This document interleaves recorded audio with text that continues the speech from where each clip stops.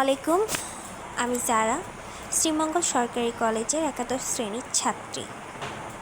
আজকে আমি আপনাদের মাঝে যে বিষয়টি নিয়ে আলোচনা করব, বিষয়টি হলো আমাদের কলেজের সামনে একটি ময়লার স্তূপ রয়েছে। আপনারা ইতিমধ্যে দেখতে পাচ্ছেন, যা আমাদের পরিবেশের জন্য অনেক ক্ষতিকর। আমরা আমাদের বিদ্যালয় থেকে শিখে এসেছি পরিবেশের জন্য ময়লা আবর্জনা অনেক ক্ষতিকর। এই দুর্গন্ধ থেকে আমাদের ব্যক্তি জীবনে অনেক ক্ষতি হয়ে থাকে, অনেক প্রভাব পড়ে থাকে।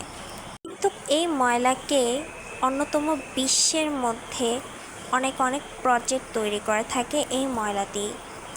কিন্তু এই ময়লা থেকেই কিন্তু গ্যাস এবং বিদ্যুৎ উৎপাদন করা সম্ভব। আমি আমার এলাকার কর্তৃপক্ষর দৃষ্টি আকর্ষণ করে বলতে চাই, সেখানে ময়লা না ফেলে ময়লা ফেলার জন্য একটি নির্দিষ্ট স্থান এবং নির্দিষ্ট জায়গা যেন করে দেয়।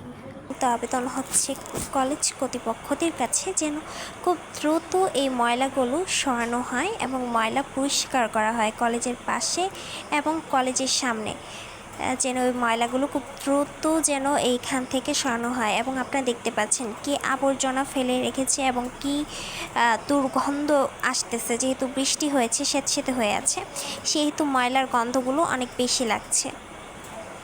ধন্যবাদ।